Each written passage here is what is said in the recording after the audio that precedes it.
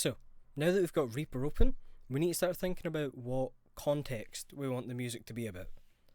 We need it to fit the environment and sort of the genre or aesthetic we're going for.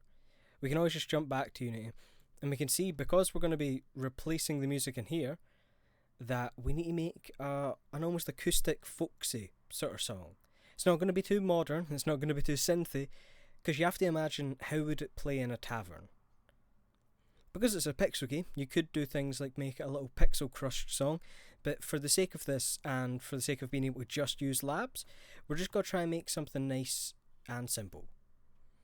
Now, if you don't know much about the idea of what you want to play here, you can always do a little bit of research. Go online, look up sort of like medieval tavern music maybe. But if you've seen some films or maybe played some games with that sort of aesthetic, you can think back, have a think. Was there maybe a little band in the corner? What instruments were they using? Was it maybe like a little lute? Did they maybe have some bagpipes? Did they maybe have a little hand tambourine? It's a little different ideas you can think about. For the purposes of just using labs, I've picked out a few different things. First, for the percussion, I've just used the percussion pack. It comes with a wide variety of things, from a basic drum kit to having just some hand drum stuff to bells, some whistles, cowbells. It has a lot. When it comes to my melody, I've decided to go a bit out there and to go for pipes. It has sort of a bagpipey sound and texture, and I feel for the setting, it still matches of being a bit folksy, a bit traditionally sounding. Underneath that, I have some vocal ahs. This comes under the Gaelic Voices pack, and while I'm not 100% sure if I'm going to use it, I've put it here because it could provide a nice texture of having these vocals in the background. Lastly, I have the drone. This comes under the Pipes pack and just plays the long, low note that hangs underneath the playing that can sort of function as our bass. However, outside of this, I've made some percussion ideas. For the first time listening to it, we'll just play it through from the beginning. There we go.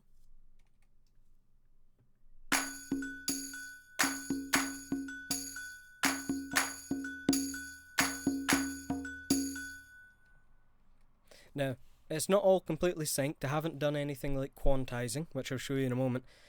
But this is just to give you an example of what you can come up quickly, and especially come up quickly in layers. What I mean by this is, when I made this, done it the wrong way around, I just started with this.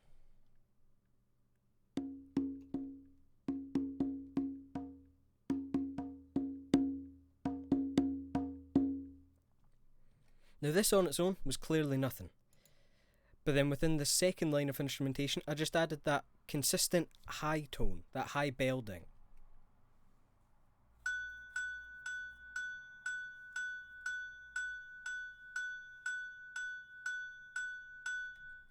Well, on its own, it can be a little bit of an annoying aspect, but when melded together with this, as well as the clapping and the sort of like hand tambourine added, it creates a much fuller sound. Now, this is just again to show you the idea that don't start with anything crazy. Do it in layers. Start with something simple and just keep adding on. Now that we've got our drum lines, all three here, there'll be a couple of things we want to do. Because I've decided to do it outside of this main section, we'll want to render it out, just so that it's easier for us to access. You can do everything within one Reaper file. I just do this as a way so that I can show you each distinct instrument. But before we do that, we'll want to quantize this. Now what does that mean? If we double click on this, we get all of the little notes within our MIDI keyboard. One thing you will notice is that some things are slightly out of time. Now, this cue here, quantize, is to help set everything within the boundaries of your BPM and your time signature. If we click this, we can fiddle around with the strength if we want, but if we keep it at 100, commit and click OK, then it'll try its hardest to match your BPM that you've made. Now, if we solo this and play it,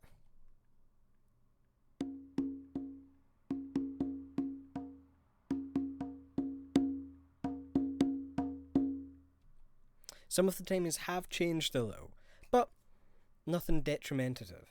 Still follows the flow that we were wanting, but again, if you don't like it, you can always go in and do the nitty gritty yourself of editing and moving notes about. What we'll do is we'll quantize each of these.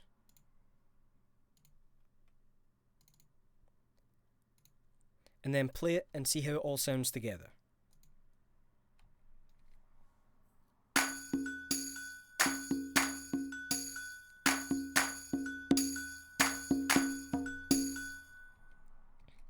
Now I do feel a few notes are coming a bit early, so I'll go in there quickly and just fix any notes I feel are out of place.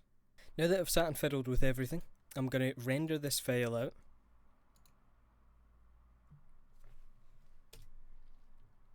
And just call it percussion section.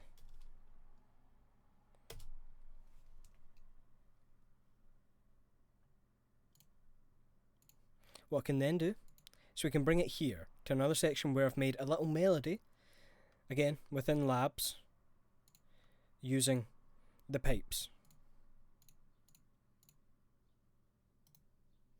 What we will do is we'll go to percussion section, and now, just listening to this, we have the full percussion section all melded together into one WAV file.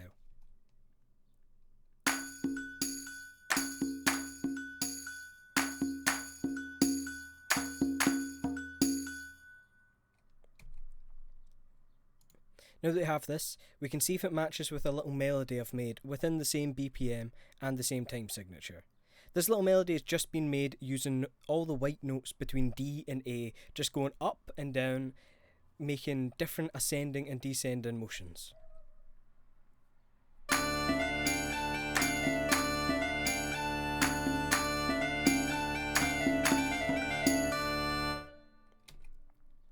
It's a bit rushed and it's a bit unrefined, meaning we'll have to probably go in and quantize as well as do a little bit of note picking ourselves. But combined together, it has started to make the song and filling out the texture of what will be the whole piece. Now that we've got our melody made from this pipe section here, and we've got our percussion that was made from these 3 labs files here, we're going to look into adding little things of texture. Both of these I've rendered out into WAV files for the simplicity of just being able to add them here. Now I've added a new lab section, that being the Gaelic voices as. All I've done here, just to add that little bit of texture, is added one note, that being A, and then just going to the D in the second half. This just sounds like this.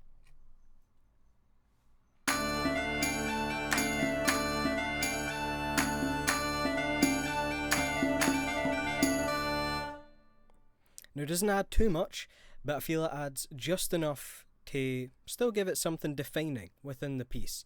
Having that nice vocal element, especially in a folky, more traditional styling that I'm going for, is a nice touch. The last thing we're going to add is our drone section, that just being the low end of the pipes. We're just going to add it to this file again, now that it will just be the last component and arguably the easiest. With our melody, having started on D and sort of just running up and down that scale, we're just going to have our drone just play a flat D. We can just record it now.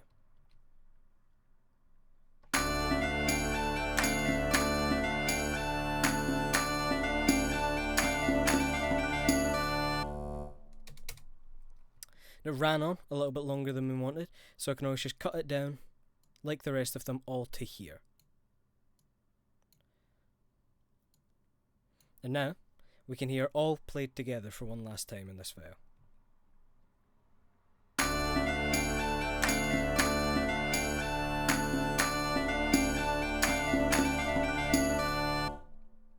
Lovely.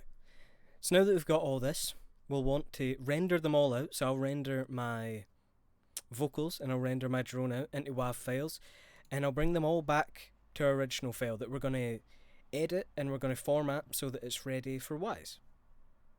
With everything rendered and put into just a singular tavern song tab, it means we can have all of our WAVs within one. Now, there's a couple different methods for implementing our song into Wwise. As I've shown you before, when we were discussing the basics of how Wwise was set up and how a lot of files are formatted, you can see that everything's put in individually. All the instruments are put in to their individual files so that they can be edited, moved around on their own. Because we've made this loop on Reaper in a way that it all syncs together, it's not 100% necessary. Well, for future reference, in a professional setting, this is beneficial because other people will be looking at it, and it means that you have an industry standard that everyone understands. For practicing on your own for this one time off, it can be easier just to render this out as Tavern Song, just as a whole, keeping all of these in one file. Now I've already done that, and because of this, I'll be able to move to Wwise, and we'll be able to delete both this tavern music section here and this tavern event section, and re-implement our versions into the Wwise. To put our tavern music in this, all we need to do is right click here in the area music hall, import audio, add a file, and we can add our tavern song. Import, there we go. Once I click on it and click play,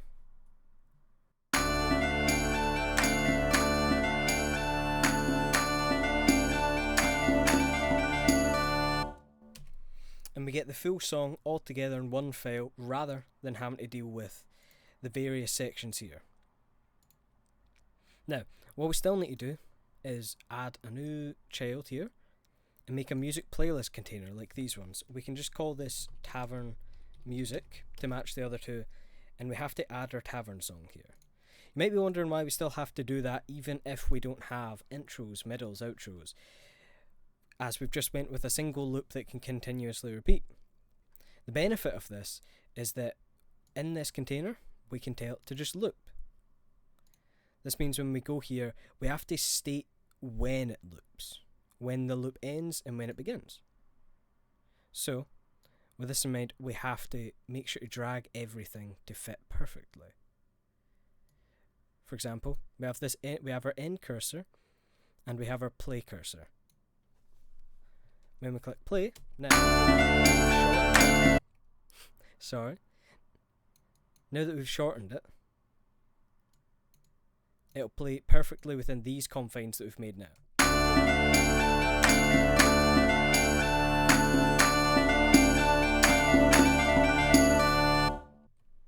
We'll need to bring this down as well, making sure it ends.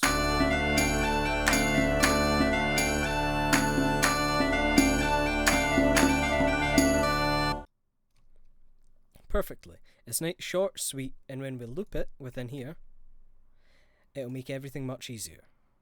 Now that we've got everything made, that being our little song loop that will just play on repeat, and it being within the container, all we need to do now is make sure that the file itself is within the sequence step, that being the infinite loop. Otherwise, when we try to play this within the event, nothing's going to happen. So, just make sure everything has been deleted here. Some of mine came back, but that's no bother. Not cut. Delete. What we do, make a new folder, call it Tavern, just for a bit of that housekeeping. And we need to make two things here. Using this event, using this container, we need to make two events. A play, for when the music's playing, to know that when we enter the area it'll play, and we need to make a pause, so that whenever we leave the area, it'll pause, rather than playing and clashing with whatever area we've entered. Now that we've got these two, we can just click on both, drag them into this event, and add them to our sound bank. You'll notice that this is still missing. All we need to do is delete it, and then drag our tavern into here. We do what we do whenever we add something to the sound bank, we generate it twice. Don't worry about anything that happens in the background, it's just my computer struggling to run it sometimes. But we generate checked again. And then we can make our way to Unity and add the events to our in-game objects. Now that we're in Unity, we have to go to our tavern area. This is specifically within the tavern tab, the tavern area tab of the area. Now, these are some of the names left over from the previous tavern music that was implemented. All we need to do is reset it so that they're blank, and then we can simply go to your tavern, play for the enter, and pause for the leave. We can double check these just by clicking play to make sure everything works. You can also make sure to double check the generated sound bank here, just so that it all loads well.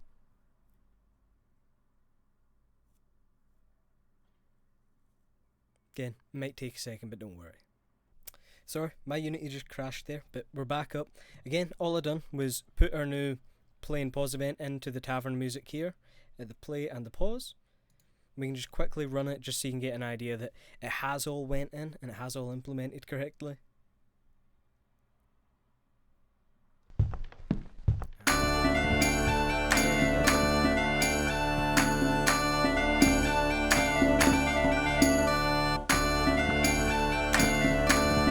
And when we leave, it stops. Now obviously you heard a little gap before the loop, which is something we'd want to edit out, and as well as that, the audio itself wasn't mixed that well. It was a bit too loud and a bit too sudden coming in. There's a lot of little details. Oh, played again, my bad. A lot of little details for us to edit, so that just brings us back to Wwise. Now, if we go to our audio, and specifically we go back to our tavern music, here, we can reduce the volume by, let's say, just -10. See, that in its own right is smoother. I think that was nicer coming out. We can also go here, and if we want to do anything individually just to this file, which is more prevalent when you're editing individual sections or instruments, you can, but again, we put all of ours in one. But we're also just going to bring this in a bit.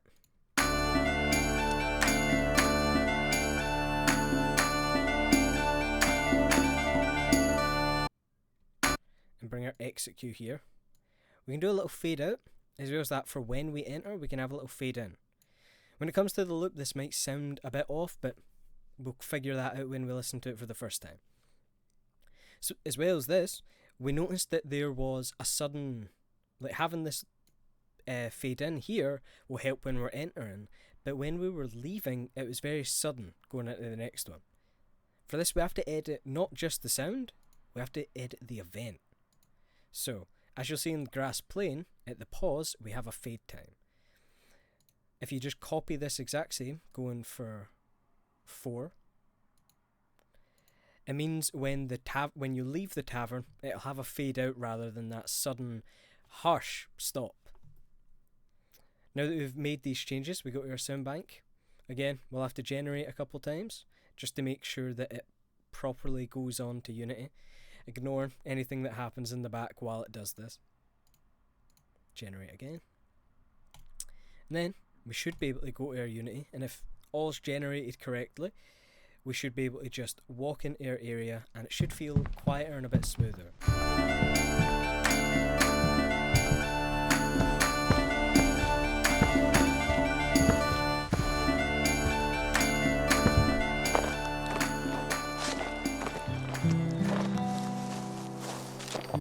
There we go. I would say while the loop could still use some fidgeting, going into the area feels much smoother and leaving the area feels almost perfect. Now, all that we have to do to make this tavern feel a bit more full is add some of the ambience. You will have remembered from the last song that there was elements of people talking, there was glass clinking, it felt more like a filled tavern. At least that's how it's supposed to be depicted. We'll move into the next video as starting to add a lot of the finishing touches and giving you things to work on as it ends. This will have us trying to flesh out this area a bit more, but also discussing what you could do more, whether it be in areas where I haven't done any finishing tasks, when I haven't done any finishing touches, or anything else you could add to our already well developed areas. But again, thank you for watching, and I hope you'll tune in for the next video.